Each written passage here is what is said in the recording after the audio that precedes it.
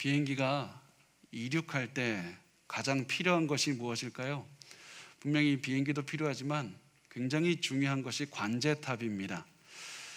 비행기를 조종하는 파일럿이 보지 못하는 것을 관제탑에서는 보기 때문입니다.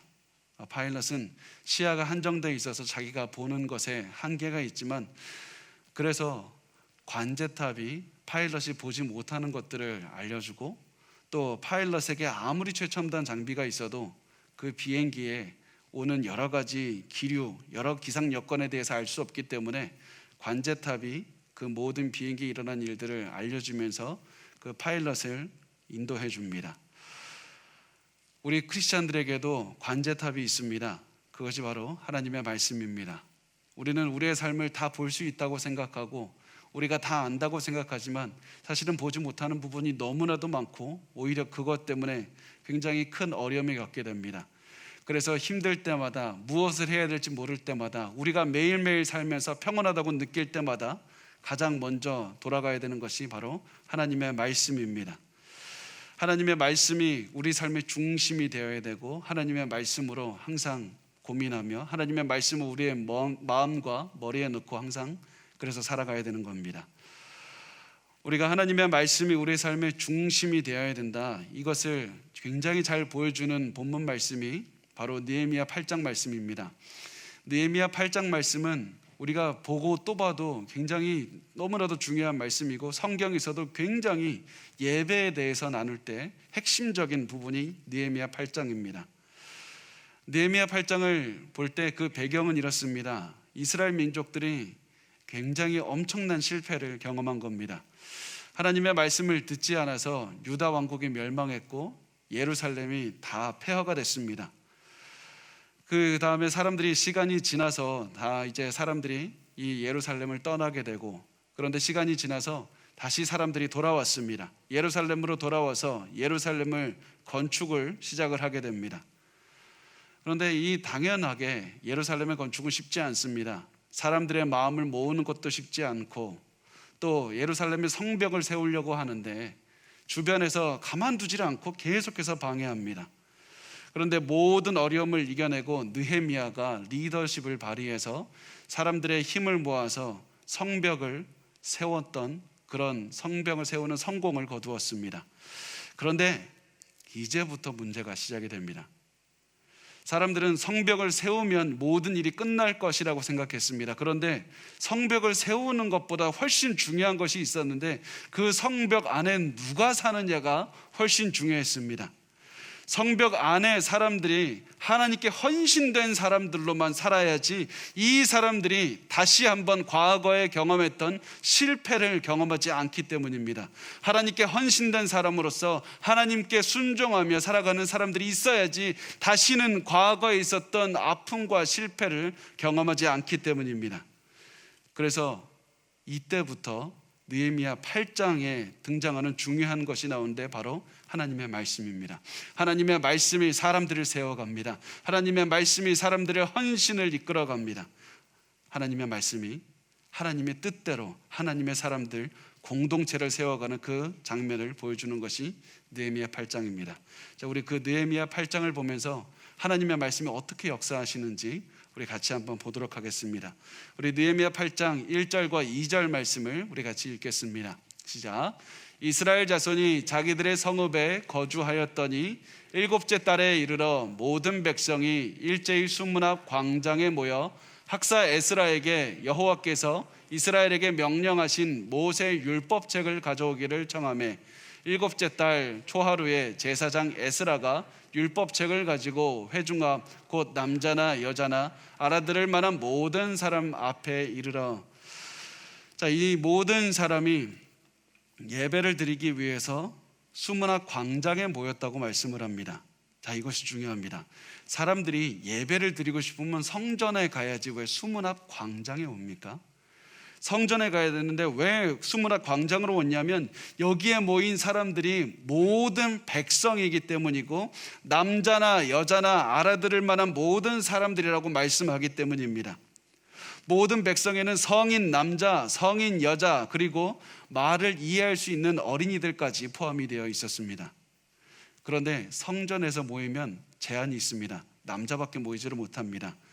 그런데 이들은 모든 사람이 모여서 하나님께 예배드리고 싶었습니다. 하나님께 예배드리기 위해서 성전이 아닌 성전 앞이 아니라 수문 앞에 모였습니다. 그리고 그 수문 앞은 굉장히 넓은 평지가 있었기 때문에 약 5만 명이나 되는 사람들이 다 모였습니다. 그런데 이들이 했던 것이 무엇이냐면 단순히 자기들이 모여서 자신들이 원하는 것을 한 것이 아니라 에스라를 먼저 찾아가서 우리에게 말씀 좀 전해 주십시오. 먼저 찾아가서 에스라를 초청합니다. 말씀을 듣고 싶어서 에스라를 초청하고, 말씀을 듣고 싶어서 나무로 강단을 만들어서 에스라가 설 자리를 만들어 놓았습니다. 말씀을 듣고 싶다는 갈급함으로 모든 백성이 일제히 모였다고 말씀합니다. 일제히 모였다는 것은 마치 한 사람의 마음인 것처럼, 마치 한 사람인 것처럼 모든 백성이 모였다라는 말씀입니다. 잘 생각을 해보면 이때까지 이 사람들 사이에 분쟁도 있었습니다. 생각의 차이도 있었습니다. 경험도 달랐습니다. 그런데 이 모든 5만 명의 사람들을 하나로 묶을 수 있었던 힘이 어디 있냐면 한 사람의 지혜, 한 사람의 생각, 한 사람의 리더십이 아니라 하나님의 말씀을 듣고 싶다는 갈급함으로 하나로 뭉쳤던 것이었습니다. 이들을 하나로 묶었던 것은 하나님의 말씀에 대한 갈급함이었습니다. 여러분, 여러분의 가정도 분쟁이 있습니까? 화합되지 않습니까? 여러분의 생각으로 이끌려고 하지 마십시오. 지금 우리에게 가정을 이끄는, 가정을 하나로 뭉치는 단 하나의 힘은 하나님의 말씀에 대한 갈급함을 세우는 겁니다. 작은 소수의 가족 구성원들조차 각자의 생각이 있고 경험이 있고 자기의 모든 뜻이 있습니다. 그런데 이 모든 것들을 내 생각으로 이끌려면 절대로 포기할 수밖에 없고 실패할 수밖에 없습니다. 이때 우리를 묶는 단 하나의 힘은 하나님의 말씀밖에 없습니다. 그것을 기억하십시오.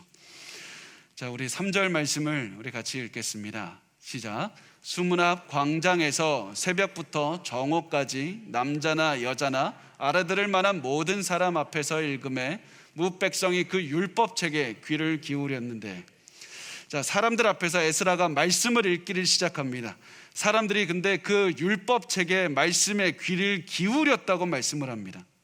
이 말씀은 사람들이 마치 몸을 앞으로 기울이고 최선을 다해서 정신을 집중해서 다 말씀을 들었다는 것이었습니다. 새벽부터 정오까지 들었다고 했는데 이 말씀은 약 6시간 동안 사람들이 들었다는 이야기고, 말씀을 6시간을 듣습니다. 그런데 이들이 나중에 말씀의 뒤에 가보면 어떤 부분이 나오냐면 다 일어서서 들었다고 말씀을 하고 있습니다. 어른부터 어린아이까지 다 일어서서 6시간 동안 말씀을 집중해서 들었던 겁니다. 왜 그렇게 했습니까? 굳이 그렇게까지 할 필요 있습니까? 좀 편하게 들으면 안 됩니까? 왜 이렇게 집중해서 말씀을 들었습니까? 그 이유가 무엇이냐면 말씀을 들어야지 내가 죽지 않고 살기 때문입니다. 말씀을 들어야지 살기 때문입니다. 말씀을 제대로 이해하지 못하고 그대로 살지 못하면 나에게 죽을 수밖에 없는 그런 운명에 처하기 때문입니다. 신명기 4장 1절이 그 말씀을 하고 있습니다. 우리 같이 읽겠습니다. 시작. 이스라엘아, 이제 내가 너희에게 가르치는 규례와 법도를 듣고 준행하라. 그리하면 너희가 살 것이요 너희 조상의 하나님 여호와께서 너에게 주시는 땅에 들어가서 그것을 얻게 되리라. 말씀을 잘 보면 규례와 법도를 듣고 준행하라. 듣고 그 말씀에 순종하라. 그리하면 살 것이다. 그리하면 살 것이다. 하나님의 말씀을 듣고 그 말씀대로 살지 않으면 죽을 수밖에 없다는 것을 이 사람들은 너무나도 잘 알고 있었습니다. 왜 그렇게 잘 알고 있었냐면 바로 그 증거가 본인들의 조상들이었기 때문입니다. 자신들의 조상들이 하나님의 말씀을 어겼더니 결국에서는 이스라엘은 파괴됐고 수많은 사람들이 죽었고 수많은 사람들이 예루살렘에서 쫓겨났고 결국에서는 수십 년이 지난 이때가 돼서 다시 돌아와서 이제 다시 시작할 수 있는 기회를 얻었던 겁니다. 이들의 마음속에 이런 것이 있었습니다. 이번에는 실패할 수 없다. 이번에는 죽을 수 없다. 이제는 살아야 된다. 그래서 최선을 다해서 살기 위해서 하나님의 말씀을 들었고, 우리 나와 같이 있는 자녀들이 살아가기 위해서, 죽지 않게 하기 위해서 말씀을 최선을 다해서 들려주었던 것이었습니다. 여러분, 우리도 오늘 말씀을 들을 때 살기 위해 들었으면 좋겠습니다. 이 말씀을 내가 제대로 듣지 않고 내가 어기기만 한다면 나의 인생은 앞으로 없다라는 그런 마음으로 최선을 다해서 들었으면 좋겠고, 우리의 자녀들에게도 너희가 말씀을 듣지 않으면 죽음밖에 없다, 이런 절실한 마음으로 말씀을 듣게 하고 말씀을 전해 주셨으면 좋겠습니다. 말씀을 듣기 위해서 우리가 가지고 있는 모든 힘을 다해서 집중해서 들어야 됩니다. 오늘 느헤미야 8장 4절과 5절 말씀을 우리 같이 읽겠습니다. 시작. 그때 학사 에스라가 특별히 지은 나무 강단에 서고 그의 곁 오른쪽에 선 자는 마띠디아와 스마와 아나야와 우리야와 힐기야와 마아세야요, 그의 왼쪽에 선 자는 부다야와 미사엘과 말기야와 하숨과 하스바다나와 스가랴와 무술람이라. 에스라가 모든 백성 위에 서서 그들 목전에 책을 펴니 책을 펼 때 모든 백성이 일어서니라. 자, 에스라가 나무 강단에 올라섰을 때 에스라의 양편에는 레위인들 13명이 나란히 섰습니다. 그리고 에스라가 율법책을 이제 그 성경을 펼 때 모든 사람이 하나님의 말씀을 존경한다는 그런 마음으로 다 일어났습니다. 그리고 나서 에스라가 말씀을 이제 전해야 되는데 말씀을 읽기 전에 무엇을 하냐면 기도하기 시작합니다. 그 기도가 느헤미야 8장 6절에 나옵니다. 우리 같이 읽겠습니다. 시작. 에스라가 위대하신 하나님 여호와를 송축하며 모든 백성이 손을 들고 아멘 아멘 하고 응답하고 몸을 굽혀 얼굴을 땅에 대고 여호와께 경배하니라. 에스라가 어떤 기도를 합니까? 하나님의 위대하심을 찬양하는 기도를 했습니다. 하나님의 위대하심을 높이는 기도를 했습니다. 지금까지 성벽 공사는 누가 보더라도 불가능한 것이었는데 하나님의 위대하심이 모든 것을 이뤄냈습니다. 그런데 그 모든 성벽 공사가 끝났다고 하더라도 아직도 자기들 앞에는 어려움이 있었습니다. 앞으로도 엄청나게 많은 어려움을 뚫고 지나갔어야만 됐습니다. 이때 이 어려움을 이겨낼 수 있는 힘이 어디 있습니까? 하나님의 위대하심에 있다는 사실을 에스라가 너무나도 잘 알고 있었습니다. 그래서 기도할 때 하나님의 위대하심을 찬양합니다. 하나님의 위대하심만이 우리의 소망이 됩니다. 하나님, 우리가 절망스러운 상황에서도 우리를 건질 수 있는 힘은 하나님의 위대하심에 있습니다. 이렇게 기도했더니 성도들이 뭐라고 얘기를 합니까? 사람들이 손을 들면서 아멘 아멘 이렇게 하면서 외치는 그런 장면이 나옵니다. 무슨 장면이냐면, 맞습니다, 우리 하나님은 위대합니다. 맞습니다, 우리 앞에 아무리 큰 고난이 있어도 하나님은 하실 수 있습니다. 하나님의 위대하심을 찬양한다는 마음으로 아멘을 외쳤던 겁니다. 그러면서 모든 사람이 앞으로 몸을 굽혀서 하나님께 경배했습니다. 자, 우리 7절과 8절 말씀을 같이 읽겠습니다. 시작. 예수아와 바니와 세레비아와 야민과 악굽과 사부대와 호디야와 마아세야와 그라다와 아사랴와 오사박과 하난과 블라야와 레위 사람들은 백성이 제자리에 서 있는 동안 그들에게 율법을 깨닫게 하였는데 하나님의 율법책을 낭독하고 그 뜻을 해석하여 백성에게 그 낭독하는 것을 다 깨닫게 하니. 자, 이제부터 에스라가 말씀을 시작하는데, 이제부터 나누는 본문을 잘 보시면 이제 이 사람들이 예배를 드리는데요, 예배가 무엇이냐면 말씀을 듣고 말씀이 어떤 의미인지 그 의미를 듣는 것이 전부였습니다. 어떤 예배 특별한 형식이 있었던 것이 아니라 이들에게서 말씀을 듣고 말씀을 이해하는 것이 예배의 전부였습니다. 이 하나님의 말씀을 들었더니 마음속에 찬양이 넘쳐납니다. 하나님의 말씀을 들었더니 기도가 터져나옵니다. 이것이 바로 이들이 드렸던 예배였고, 그랬기 때문에 이 예배가 탁월했던 겁니다. 말씀이 중심이 되는 예배를 드렸습니다. 그리고 이들은 모두 서서 6시간 동안에 하나님의 말씀을 집중해서 들었습니다. 그런데 우리가 봐도 이 성경이 때로는 말씀이 어려울 때가 있습니다. 와닿지 않을 때가 있습니다. 이 당시 사람들도 굉장히 말씀이 어려웠습니다. 왜냐하면 구약 성경은 히브리어로 써져 있는데 그 당시 사람들은 히브리어도 할 줄은 알았지만 아람어가 굉장히 편한 그런 마치 교포들 같이 그런 사람들이었습니다. 게다가 히브리어를 잘 사용해도 이 당시만 해도 벌써 모세가 말씀을 기록한 지 1000년이나 지난 후였습니다. 그렇기 때문에 말씀을 이해하기 위해서는 다른 사람의 도움이 필요했습니다. 그래서 에스라가 말씀을 읽으면 옆에 서 있던 레위인들 13명이 사람들 사이를 지나다니면서 이게 무슨 얘기냐고 물어보면 그 말씀을 번역해주고, 무슨 얘기냐고 하면 말씀을 해석해주는 그런 역할을 하면서 에스라가 말씀을 읽는 것을 방해하지 않는 최소한의 그런 선 안에서 말씀을 계속해서 사람들에게 알려주었던 겁니다. 이 자리에 모인 모든 사람이 그래서 에스라가 전하는 말씀을 계속해서 들었습니다. 그래서 이 모든 사람이 아담과 하와가 어떻게 해서 죄를 지었는지 들었을 것이고, 하나님께서 아브라함을 통해서 내가 너로 큰 민족을 이루겠다는 그런 언약을 들었을 것이고, 하나님께서 이스라엘 백성들이 광야를 다니면서 죄를 지을 때에도 그럼에도 불구하고 불기둥과 구름기둥으로 그들을 인도했다는 것을 들었을 겁니다.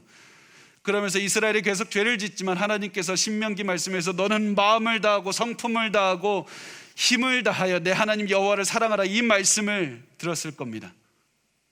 놀랍게도 이날 이들이 들은 것은 말씀이 전부였습니다. 예화를 들었지도 않았습니다. 에스라의 삶에서 깨달은 어떠한 것도 들은 것이 없습니다.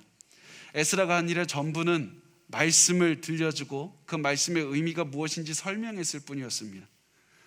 그리고 이것 자체가 최고의 설교였습니다. 인류 최고의 설교가 바로 이것이었습니다. 최고의 설교란 설교자가 자기의 현란한 말로 자신의 경험과 자신의 위대한 생각이 들어가는 것을 말씀하는 것이 아니라 하나님의 말씀 그 자체가 최고의 설교입니다. 그래서 하나님의 말씀을 있는 그대로 전달하는 것이 최고의 설교입니다. 하나님의 말씀에 우리의 삶에 필요한 모든 것이 들어있기 때문입니다. 디모데후서 3장 16절과 17절 말씀 우리 같이 읽겠습니다. 시작. 모든 성경은 하나님의 감동으로 된 것으로 교훈과 책망과 바르게 함과 의로 교육하기에 유익하니 이는 하나님의 사람으로 온전하게 하며 모든 선한 일을 행할 능력을 갖추게 하려 함이라. 자, 하나님의 말씀에 우리가 삶에서 구원에 필요한 모든 것들이 들어가 있습니다. 하나님의 뜻을 따르며 살아가기에 필요한 모든 말씀이 들어가 있습니다. 모든 지혜가 들어 있습니다. 그래서 우리가 가지고 있는 모든 문제의 해결책은 하나님의 말씀을 듣고 그 의미를 깨달으면 되는 겁니다. 여러분, 지금 가슴이 아프고 지치고 상처가 있는 분이 있습니까? 그래서 위로를 받고 싶습니까? 그러면 우리가 해야 되는 것은 말씀을 듣고 그 의미를 이해하는 겁니다. 내가 앞으로 무엇을 해야 될까? 어떻게 살아야 될까? 내 삶의 방향을 무엇으로 잡아야 될까? 고민하는 분이 있습니까? 우리가 지금 해야 되는 것은 말씀을 읽고 그 말씀의 의미를 이해하는 겁니다. 지금 우리에게 필요한 것은 다른 누군가의 엄청난 지혜나 엄청난 경험이나 동기부여가 되는 말을 듣는 것이 아니라 하나님의 말씀을 듣고 말씀을 이해하는 것, 그것이 전부입니다. 그러면 변할 수 있습니다. 그런데 한국 교회에 비극이 있습니다. 제가 보기에 굉장히 큰 비극은 많은 설교자들이 성경의 의미를 전하지 않는다는 겁니다. 성경을 통해서 자신의 생각을 전하는 도구로 만듭니다. 성경을 통해서 하나님의 뜻이 아니라 자신의 이야기를 합니다. 내 생각에 아무리 숭고해도 위대해도 내 생각, 인간의 생각에는 생명이 없습니다. 사람을 변화시킬 수 있는 능력이 없습니다. 저를 가르치신 그 신학교의 교수님은 학생들에게 이렇게 항상 말씀을 하셨습니다. 너희에게 아무리 위대한 지혜가 있다고 할지라도 성경에 말하지 않는다면 절대로 말하면 안 된다. 그러나 너희가 아무리 중요하게 생각하지 않는 것이 있더라고 할지라도 성경에 말씀하신다면 너희는 반드시 전해야 된다. 성경에 말씀하시는 것과 너희의 생각이 같지 않다 하더라도, 너희가 동의하지 못한다 할지라도 성경에 말씀하신다면 전해야 된다. 왜냐하면 하나님의 생각은 너희의 생각과 다르기 때문이다. 왜냐하면 하나님의 생각을 전하는 것이 하나님께서 너희를 부르신 소명이기 때문이라고 말씀을 하셨습니다. 그러면서 이 말씀을 읽어주셨습니다. 디모데후서 4장 1절과 2절 말씀을 읽어주셨습니다. 이렇게 하셨습니다. 하나님 앞과 살아있는 자와 죽은 자를 심판하실 그리스도 예수 앞에서 그가 나타나실 것과 그의 나라를 두고 엄히 명하노니 너는 말씀을 전파하라. 때를 얻든지 못 얻든지 항상 힘쓰라. 말씀을 전하라. 이 땅을 다시 재림하셔서 심판하러 오실 예수 그리스도 앞에서 너희에게 엄하게 명하노니 너희는 말씀을 전파하라. 때를 얻든지 못 얻든지 말씀을 전파하라. 너희 말씀 속에서 너희 생각이 드러나지 않고 하나님의 말씀이 드러나게 하라. 하나님의 말씀이 일하게 하라. 너희의 생각이 중요한 것이 아니다. 왜냐하면 하나님의 말씀에 생명이 있기 때문이고 능력이 있기 때문이고, 사람의 생각에는 능력도 생명도 없기 때문이라는 겁니다. 그래서 저는 한국교회를 위해 기도할 때마다 가장 항상 기도하는 것이, 하나님의 말씀을 있는 그대로 전하는 설교자들을 보내주십시오. 하나님의 말씀에 관심 있는, 하나님의 말씀에 목숨을 거는 설교자들을 보내주십시오. 하나님이 세운 교회에 사람의 지혜를 전하는 설교자는 필요하지 않습니다. 하나님께서 설교자에게 맡겨주신 소명은 말씀을 있는 그대로 전하는 그것뿐입니다. 저는 여러분에게 꼭 말씀드리고 싶은 것이, 이 하나님의 말씀만을 높임을 받는 것이 단순히 설교자에게만 드러날 것이 아니라 여러분의 삶에서도 드러나야 된다는 것을 말씀을 드리고 싶습니다. 여러분의 삶을 통해서 드러나야 되는 능력은 하나님의 말씀의 능력밖에 없습니다. 여러분의 지혜의 능력이 아니라, 우리에게 아무리 뛰어난 지혜가 있다 할지라도 우리의 삶을 통해서 드러나야 되는 것은 하나님의 말씀의 위대함밖에 없습니다. 우리에게 지금 필요한 것은 말씀을 듣고 말씀을 이해하는 것이고, 여러분의 가족과 여러분의 주변 사람들에게 필요한 것은 말씀을 듣고 말씀을 이해하는 것밖에 없습니다. 모든 사람에게 필요한 것이 바로 말씀을 듣고 말씀을 이해하는 것입니다.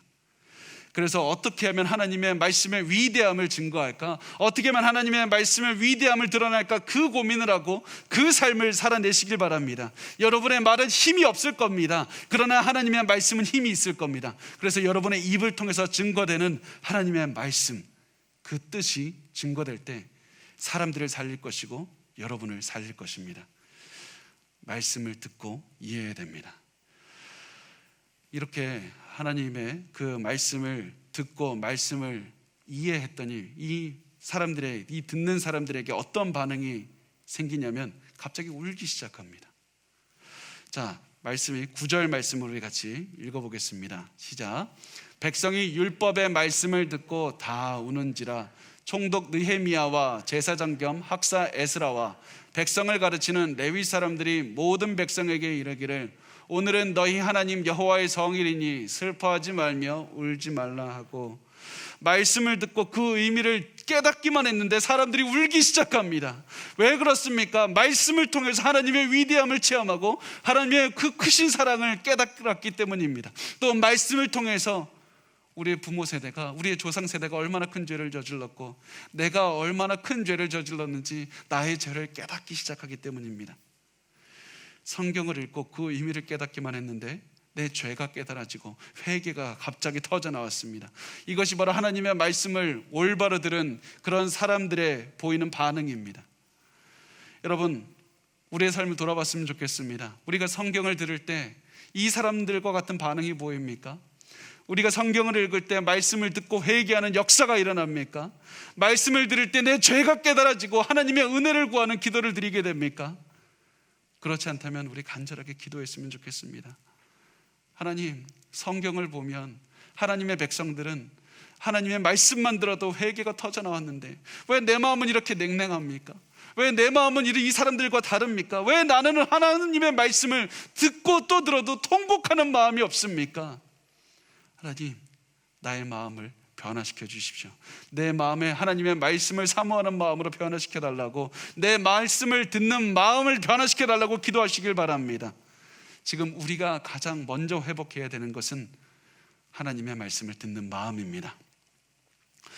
하나님의 말씀을 듣고 변화하는 그런 마음을 회복해야 됩니다. 그 마음을 가질 때 우리의 삶이 변화가 찾아옵니다. 그 마음을 가질 때 우리가 새롭게 시작할 수가 있습니다. 그리고 이런 변화는 성인들에게서만 일어나는 것이 아닙니다. 많은 사람이 하나님의 말씀을 듣고 깨닫는 것을 마치 어른들이, 최소한 청소년은 돼야지 그런 일이 일어난다고 생각을 합니다. 그런데 그렇지 않습니다. 저만 해도 제가 어렸을 때부터 우리 어머니 손잡고 그렇게 집회를 다녔습니다. 부흥회를 엄청나게 다녔습니다. 밤낮으로 다녔는데 처음에는 그게 도대체 무슨 소리인지를 몰랐는데 제가 초등학교 때 저도 모르게 내가 죄인이구나, 그것을 깨닫게 됐고 예수님이 나를 위해서 죽으셨다는 것을 깨닫게 됐습니다. 그리고 제 삶을 헌신하는 것도 어릴 때였습니다. 어린아이가 말씀을 이해하지 못한다고 생각하지 말고 말씀을 이해할 때까지 알려주십시오. 말씀을 알아야지 살 수 있다는 그런 절박한 마음으로 가르쳐 주십시오. 여러분에게 자녀들에게 줄 수 있는 최고의 선물은 말씀을 들려주고 말씀의 의미를 해석하는 것밖에 없습니다. 그렇게 하면 하나님께서 그 들려진 말씀이 그 아이들의 가슴 속에 들어갔을 때 하나님께서는 그 성령께서 말씀을 통해서 아이들의 마음도 변화시켜 주실 겁니다. 말씀을 전하고 그 말씀을 설명하는 것이 부모님에게 맡겨주신 사명입니다. 이렇게 말씀을 듣고 울고 있는 백성들에게 느헤미야가 말합니다. 오늘은 너희 하나님 여호와의 성일이니 슬퍼하지 말며 울지 말라. 왜 울지 말라고 합니까? 왜냐하면 하나님의 말씀을 듣고 사람들이 회개했기 때문입니다. 사람들이 회개했습니다. 하나님께서는 회개한 자를 보시고 불쌍하게 여기시고 죄를 용서하시기 때문입니다. 자비와 은혜를 내려주시기 때문입니다. 그래서 느헤미야는 자신의 죄를 보고 슬퍼하는 사람들에게 모든 죄를 용서하시는 하나님의 은혜를 바라보라. 죄만 바라볼 것이 아니라 하나님의 은혜를 바라보라. 너희 모든 죄를 용서하신 하나님을 보고 울지 말고 기뻐하라고 말씀했습니다. 하나님의 용서를 기뻐하라. 이것이 바로 우리가 예배를 통해서 느낄 수 있는 기쁨이고 감격입니다. 하나님께서 내 모든 죄를 용서하셨다. 그리고 그 모든 죄를 용서하시고 나와 영원히 함께 하신다. 그 하나님을 바라볼 때 기뻐할 수 있는 겁니다. 그런데 이 기쁨은 우리가 예배 시간에만, 설교를 들을 때만 체험할 수 있는 것이 아닙니다. 예배 안에서 말씀을 듣고 회개해서 하나님의 용서를 받아 기쁘게 되었다면 반드시 삶의 변화로 이어져야 됩니다. 우리의 그 교회 밖에서의 삶이 변화가 되어야 됩니다. 그것이 느헤미야 8장 10절 말씀에 나옵니다. 우리 같이 읽겠습니다. 느헤미야가 또 그들에게 이르기를 너희는 가서 살진 것을 먹고 단 것을 마시되 준비하지 못한 자에게는 나누어 주라. 이 날은 우리 주의 성일이니 근심하지 말라. 여호와로 인하여 기뻐하는 것이 너희의 힘이니라. 이제 예배가 끝나고 사람들이 집에 돌아갈 때가 됐습니다. 사람들이 6시간 동안이나 서서 말씀을 집중해서 들었고 엄청나게 죄 때문에 울다 보니까 사람들이 다 지쳤고 피곤했습니다. 배도 고팠습니다. 그래서 느헤미야는 사람들을 집으로 보내면서 가장 좋은 고기와 가장 좋은 음료를 너희들도 먹고 사람들에게 나누어 주라고 말을 합니다. 왜냐하면 그 사람들 중에서는 가난한 사람도 있어서 먹을 것이 없는 사람도 있었고 또 미처 먹을 것을 준비하지 못한 그런 사람들도 있었기 때문이었습니다. 그래서 하나님께 용서받은 그 기쁨을 식사를 통해서 나누어 주라. 식사를 통해서 사람들에게 나누어 주면서 하나님의 말씀 안에서 하나의 공동체가 되는 그런 경험을 체험하게 했던 겁니다. 그러면서 느헤미야가 사람들에게 굉장히 중요한, 성경에서 거의 핵심적이라고 할 수 있는 말씀을 했습니다. 여호와로 인하여 기뻐하는 것이 너희의 힘이니라. 여호와로 인하여 기뻐하는 것이 너희의 힘이니라. 왜 그렇습니까? 하나님으로 인해서 기뻐하느냐면 용서를 받았기 때문입니다. 죄를 지으면 당연히 처벌을 받아야 되는데 하나님의 용서를 받아서 내가 영원히 하나님과 거할 수가 있게 됐습니다. 영원히 하나님과 함께 할 수 있게 되었습니다. 그 용서를 생각했을 때 우리에게 힘이 된다. 너의 상황이 때론 힘들다 할지라도 여호와를 생각했을 때 너에게 기쁨이 되고 그 기쁨을 생각했을 때 너에게 힘이 되느니라. 여호와로 인하여 기뻐하는 것이 너희의 힘이니라. 그렇게 말한 다음에 12절에 이렇게 말합니다. 우리 같이 읽겠습니다. 시작. 모든 백성이 곧 가서 먹고 마시며 나누어 주고 크게 즐거워하니 이는 그들이 그 읽어 들려준 말을 밝히 알미라. 이제 백성들이 집으로 돌아가서 음식을 나누어 먹으면서 즐거워했습니다. 왜 즐거워했냐면, 잘 보십시오. 말씀을 잘 보면 즐거워했던 이유가 말씀을 듣고 이해했기 때문이었습니다. 이들의 삶에서 갑자기 내가 돈을 많이 벌게 되고 내 질병이 낫고 내 삶이 변해서가 아니라 말씀을 듣고 이해했을 때 그것 때문에 너무나도 크게 즐거워했습니다. 제가 이 말씀을 준비하면서 이 말씀에서 도저히 넘어가지가 않았습니다. 하나님, 우리 성도들도 말씀을 듣고 이해했기 때문에 기뻐하게 하소서. 말씀을 듣고 이해한 것 때문에 그들의 마음에 기쁨이 넘쳤으면 좋겠습니다. 아무리 상황이 어려워도 말씀만 이해해도 기쁨이 넘쳐나고, 말씀만 이해해도 살아갈 힘을 얻고, 말씀만 이해해도 구원의 기쁨과 감격이 넘쳐나는 그런 삶을 살게 하소서. 이렇게 사람들이 그 말씀을 이해하고 기뻐했기 때문에, 용서를 받았다는 그 즐거움을 체험했기 때문에 이들은 자신이 가진 최고의 음식을 사람들에게 마음껏 나눠줄 수 있으면서도, 마음껏 나눠주면서도 또다시 기뻐했던 겁니다. 왜 그런지 아십니까? 용서를 무료로 받았기 때문입니다. 하나님께서 나에게 용서를 거저해 주셨고, 또 그 눈으로 세상을 바라보니까 내가 가지고 있는 모든 음식들과 돈과 재산들이 하나님이 나에게 거저 주셨구나, 그럼으로써 내가 거저 받았으니 거저 주리라, 이런 마음으로 기뻐하며 줄 수 있었고, 또 올해 나에게 공짜로 이렇게 주신 이 음식물들을 내년에도 공짜로 주시리라, 이런 믿음을 가지고 또한 기뻐하면서 나눠줄 수 있었던 것이었습니다. 그런데 예배를 드린 사람들의 그 모습은 여기서 끝나지가 않습니다.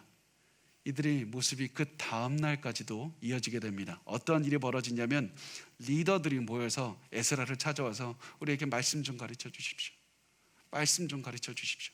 우리 느헤미야 8장 13절 말씀 우리 같이 읽겠습니다. 시작. 그 이튿날 뭇 백성의 족장들과 제사장들과 레위 사람들이 율법의 말씀을 밝히 알고자 하여 학사 에스라에게 모여서,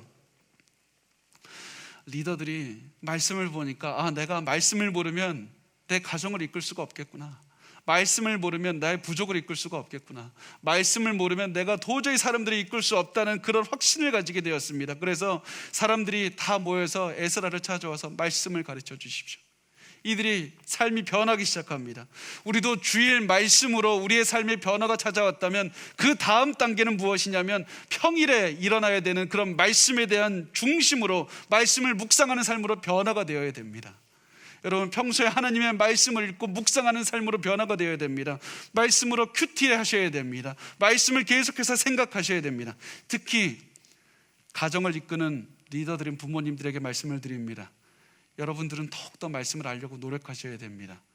이 느헤미야 8장 13절에 나오는 이 리더들처럼 더욱더 부모님들이 말씀을 알고, 내가 제대로 말씀을 모르면 아이들에게 생명의 말씀을 전해줄 수가 없다, 이런 간절한 마음으로, 절실한 마음으로 말씀을 더욱더 아시고 말씀의 의미를 깨달으시고, 더욱더 아이들에게 그 무엇보다도 말씀을 들려주시고 말씀의 의미를 설명해 주십시오. 하나님의 말씀을 알고 지켜야지 생명이 있다는 것을 안 이상, 이제부터 가족을 살리기 위해, 자식을 살리기 위해, 남편과 아내를 살리기 위해서 해야 되는 것은 더 말씀을 묵상하고 그 말씀을 더욱더 이해하고 그 말씀을 알려주어서 지키게 하는 것입니다. 말씀이 없으면 우리 가족에게 희망이 없다, 이런 마음으로, 간절한 마음으로 하나님의 뜻을 깨닫기를 구해야 됩니다.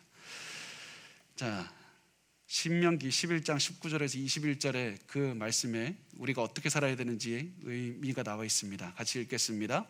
또 그것을 너희의 자녀에게 가르치며 집에 앉아 있을 때든지 길을 갈 때든지 누워 있을 때든지 일어날 때든지 이 말씀을 강론하고 또 내 집 문설주와 바깥문에 기록하라.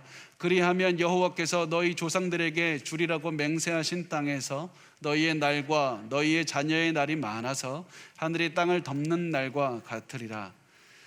이것이 바로 여러분 부모님들에게 맡겨진 사명입니다. 이것이 바로 리더들에게 맡겨진 사명입니다. 이 사명을 지키는 것이 여러분의 소명이고, 이 사명을 지키지 않는다면 그것은 하나님의 말씀을 어기는 직무유기가 됩니다. 우리 가족이 사는 방법은 말씀밖에 없습니다. 자, 우리 마지막으로 느헤미야 8장 16절과 17절 말씀을 같이 읽겠습니다. 시작. 백성이 이에 나가서 나뭇가지를 가져다가 혹은 지붕 위에 혹은 뜰 안에 혹은 하나님의 전뜰에 혹은 숨은 광장에 혹은 에브라임 문 광장에 초막을 짓되 사로잡혔다가 돌아온 회중이 다 초막을 짓고 그 안에서 거하니 눈의 아들 여호수아 때로부터 그날까지 이스라엘 자손이 이같이 행한 일이 없었으므로 이에 크게 기뻐하며. 리더들이 하나님의 말씀을 공부하다 보니까 하나님께서 초막절이라는 것을 지키라고 하셨다는 사실을 깨닫게 됐습니다. 그리고 또 알게 됐던 것이 이 명령이 지금까지 자기들이 지키지 않았다는 사실도 깨닫게 됐습니다. 그런데 중요한 것이 무엇이냐면 이 사람들이 이 말씀을 깨닫자마자 순종했다는 겁니다. 조금도 지체하지 않고 하나님의 명령을 따라서 초막을 지어서 가족들 모두 7일 동안 그 초막 안에 들어가면서 또한 무엇을 하냐면 하나님의 말씀을 듣습니다. 이렇게 해서 하나님의 말씀을 들은 이들에게 나타나는 현상이 무엇이냐면 또다시 기뻐하는 것이었습니다. 하나님의 말씀을 들음으로 기뻐했습니다. 하나님의 말씀에 즉시 순종했더니 그 나타나는 결과가 기쁨이었습니다. 그렇게 7일 동안 하나님의 말씀에 순종하며 초막에 있는 동안에서도 하나님의 말씀을 들으며 기쁨이 계속해서 넘쳐났습니다. 제가 오늘 보면서 이 생각이 들었습니다. 이 모든 것이 끝난 다음에 사람들이 다 돌아간 다음에 성경에서 쓰여져 있지 않은 한 가지, 에스라는 과연 무엇을 했을까? 사람들이 예배가 끝나고 다 돌아간 그곳에 혼자 남아서 에스라는 무엇을 했을까? 그것이 궁금해져서 계속해서 묵상했습니다. 그렇게 생각하는 와중에 제 머리에서 어떤 것이 떠올랐냐면 에스라는 느헤미야와 만났을 것 같다. 그 레위인들과 만나서 성도들을 위해서, 백성들을 위해서 기도하지 않았을까? 저 말씀을 하나님 우리에게 주어진 그 모든 것을 다 했습니다. 이제는 우리가 할 수 있는 것을 다 했으니 하나님 말씀을 통해서 백성들의 삶을 변화시켜 달라고 기도하지 않았겠습니까? 그래서 그 기도한 다음 날 이 리더들이 찾아와서 말씀을 가르쳐 달라고, 그런 모습을 봤을 때 기쁨이 넘쳤을 겁니다. 하나님께서 응답하셨다는 그런 감사 기도를 드렸을 겁니다. 저 오늘 우리가 말씀을 우리가 좀 평소보다 길게 전했는데요, 오늘 말씀을 이런 마음으로 준비했습니다. 에스라가 어떤 마음으로 그 당시에 말씀을 이끌었을까, 말씀을 전했을까. 최대한 저도 말씀을 있는 그대로 전하려고 오늘 노력하면서 말씀을 전했습니다. 그러면서 제가 오늘 말씀을 준비하면서 느끼게 되는 것은 제가 할 수 있는 역할은 여기까지라는 겁니다. 제가 할 수 있는 역할은, 하나님께서 저에게 맡겨주신 역할은 말씀을 전하고 있는 그대로 그 의미를 해석하는 것, 그거밖에 없습니다. 예배가 다 끝나고 여러분이 집으로 돌아갔을 때 저는 여러분을 위해서 기도하겠습니다. 하나님, 저의 기도를 들어주시고 제가 전한 그 말씀을 성도들의 가슴에 넣고 그 말씀이 역사하셔서 성도들의 삶을 변화시켜 주시고 하나님 안에서 기쁨을 체험하게 하시고 위로를 체험하게 도와주시옵소서. 이제 말씀으로 역사하여 주시옵소서. 왜냐하면 저의 마음에는, 저의 말은 능력이 없고 하나님의 말씀에는 생명이 있고 능력이 있기 때문입니다. 성도들의 마음을 말씀으로 채우시고 말씀으로 그들의 삶을 능력 있는 삶으로 변화시켜 주옵소서. 여러분, 이제 여러분의 마음이 변했으면 좋겠습니다. 말씀으로 가득 찼으면 좋겠습니다. 말씀을 중심으로 살아야 됩니다. 여러분이 가지고 있는 단 하나의 능력은 여러분의 힘도 아니고 건강도 아니고 하나님의 말씀밖에 없습니다. 우리를 기쁘게 하는 단 하나의 힘은 말씀이고, 시험을 이길 단 하나의 힘도 말씀이고, 용서할 수 있는 단 하나의 힘도 말씀이고, 새로운 시작을 할 수 있는 단 하나의 힘도 말씀밖에 없습니다. 말씀과 함께하면 모든 어려움을 이겨낼 수가 있습니다. 그래서 여러분, 지금 우리가 구해야 되는 것은 하나님 말씀에 대한 갈망함을 주시고, 오늘 들은 말씀이 그냥 한 귀로 듣고 한 귀로 사라지지 않고 내 가슴 속에 남아서 나를 변화시켜 주옵소서. 말씀을 사모하는 마음을 주옵소서. 성경에 있는 성도들의 마음을 나에게도 주옵소서. 우리가 그렇게 기도했으면 좋겠습니다. 그리고 그런 마음으로 계속해서 말씀을 듣는 겁니다. 말씀을 또한 듣고 또 듣는 겁니다. 우리가 갈급한 마음으로 하나님의 말씀을 듣는 바로 그때 하나님의 말씀은 우리 삶 속에서, 우리 속에서 역사하셔서 기적을 이루기 시작하실 겁니다. 우리가 말씀을 듣는 바로 그 순간 엄청난 기적은 시작이 됩니다. 기적은 말씀을 들을 때 시작됩니다. 우리 그래서 하나님의 말씀을 사모하는 마음을 달라고, 하나님의 말씀을 우리의 가슴 속에, 우리의 가정에 가득 채워달라고 우리 기도했으면 좋겠습니다. 왜냐하면 모든 능력은 하나님의 말씀에 있기 때문입니다.